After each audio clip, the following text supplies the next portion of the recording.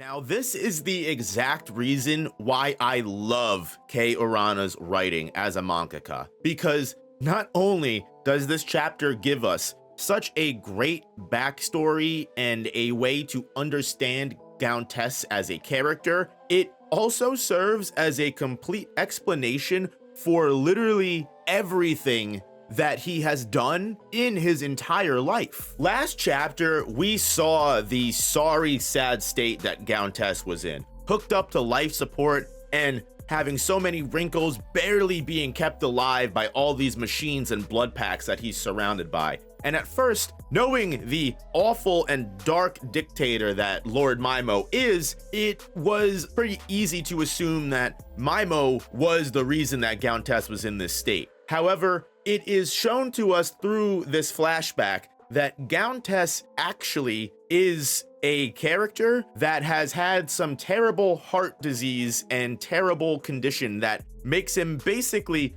lucky to be alive and lucky to even continually breathe and push his body to the point that it's at. He would constantly suffer crazy heart attacks. He basically was said to have no future, and it seems like he was mostly stuck inside of his own house, unable to leave, because if he ever did anything, was ever in a place where it was unsafe and he had a heart attack, it just wouldn't be good at all for anybody in that situation. I mean, even eating in this flashback, you can see can put too much stress on his body. And of course, as a child with a terminal illness, you basically create a very much pure existential dread for life around you. You know that even at this young age, you're doomed to not have a long life. You're doomed to have to live this sheltered existence. And even though, you know, he did have a nice family that was willing to take care of him, have a nice home where he was able to be fed, able to be loved, and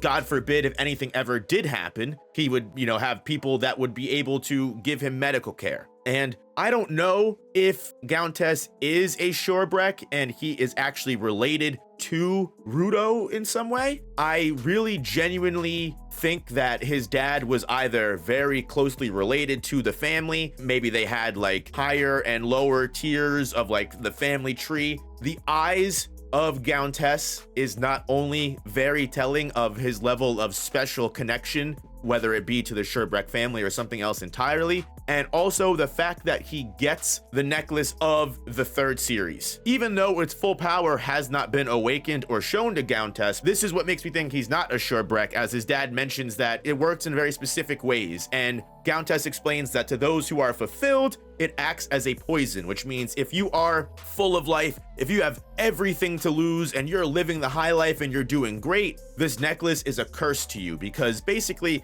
it's saying you don't deserve the necklace. You don't need this, so why are you taking it? Whereas if you are empty, you have nothing, there's nothing, you know, good going on for you, the necklace will bring you peace. Which is why, even though it's not a lot, it doesn't completely heal Gontes of his disease. As long as he holds on to the necklace and keeps it safe, when he's having his worst struggles, it does make the pain subside somewhat, a little bit. However, as much as the pain can fade away, the loneliness and emptiness in his life will not. And we see this sad moment where Gontes is just crying and thinking that even though he gets this small amount of solace, when is he just gonna die? Because at this point, existence is just pain. This video is sponsored by GamerSupps, the ultimate energy and focus formula. Use my code NOOP now for 10% off, and thank you GamerSupps for sponsoring the channel. And it's in this moment where he meets To Lily, who is a very clearly abused and homeless girl that was kicked out of her family's home because she was quote unquote too noisy, which is just sad, you know, just the way that Gachiakuta and Kei Urana portrays how fucked up some of these kids' childhoods are. It's just awful. It's really sad, especially when you see this girl's hungry, she wants food, and how sorry she is, right? Like, that's something that I think is very obvious and is very representative of genuine people that are abused and have terrible parents that literally will beat you for the smallest, tiniest outburst or moving wrong. Because you see, the moment she sits there and Gontes notices her, she immediately jumps up. Oh, I'm so sorry. I sat there without asking. I'm so sorry, please. You know, I was tired. I sat down without thinking. It's very much like very accurate portrayal of someone that has dealt with these issues, especially a child that has unfortunately had their young brain learn and download how to not get my ass beat. You know, it's a really sad life. And at first, Gontes, because he is just so caught up in his own darkness and his own depression and sadness, he's like, oh, you know, good for you. You know, she's got such a great personality. She's so full of energy. My grandparents love her. And,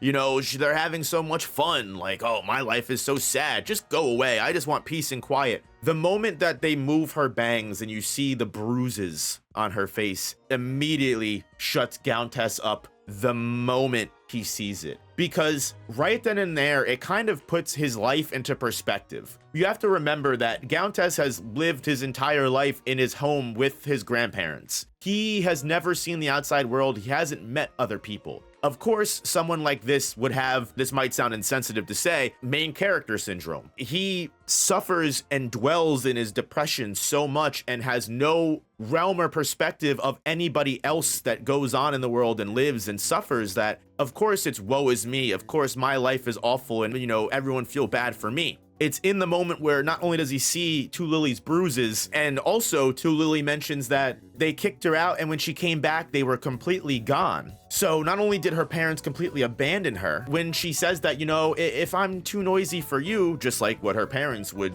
tell her, she says, I just won't come by anymore. And Gontes realizes that, hey, you know what, like, I'm, you know, terminally ill and I'm gonna die. I really can't do much and I don't have a future, but you know what, at least, again, he has a house and people that love him. And for anybody that feels sad, for anybody that feels depressed, I mean, I would never say that your feelings are invalid. Everybody that is sad has a right to be sad about something. You should never feel bad for having emotions. Emotions are an integral part of humanity and you need to experience emotions fully to grow as a person. However, having perspective at the same time is also important. There is always sometimes something going on that is 10 times worse, and there are also people that suffer that either may be just as bad as you or worse. So it's always important to have perspective, which is what Gontes realizes here, right? Like, I at least have a house to live in and be safe until I die. Whereas this girl doesn't have anything, which you see how that relationship between Lily and Gontes immediately forms. And also what I love about this is also how Gontes creating the chokers makes complete sense now, because Gontes is stuck inside. He can never leave. His illness keeps him the way that he is now. And again, he's lucky to have probably lived as long as he is. Lily being his best friend, someone that basically was almost like quote unquote adopted and is basically like a sister to him, it makes sense that when she was able to leave and go out and become a pop star, become a celebrity, he would devote his time to creating an invention that would allow them to stay in touch, right? Thus, the choker. As Mimo says, she was the person that received Gontes' very first choker. And whether Gontes then proceeded to turn it into a commercial enterprise after this, or like we saw in last chapter, Mimo approached Gontes and said, hey, I can bring it to the top by taking your choker and, you know, expanding it. Not only does it make sense why Gontes created chokers, and without telling us, that's very obvious and implied through this chapter. Also, something that I might not have picked up on last chapter that I thought of now, it also makes sense that with Mimo putting all of this effort into the chokers and having Gontes report on everything that he would hear and would be channeled through the broadcast system of the chokers, it makes sense why Mimo would have all of this information on everyone. Why he would know Ryo's backstory, why he would know who Engine is actually, and his real name. It makes sense why Mimo would know all of this hidden information, because he's been listening in and getting reports on everything.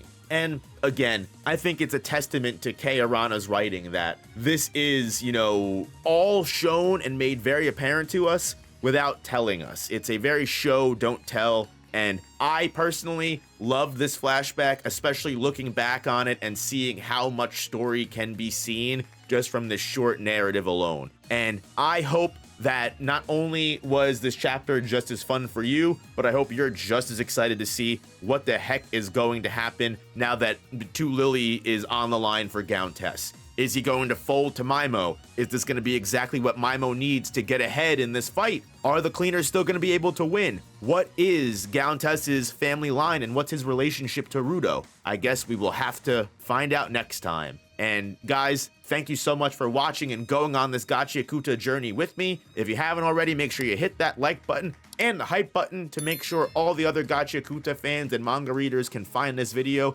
And I promise you, I'll see you next week in the very next chapter. Guys, thank you, and I'll catch you in the next one. Peace.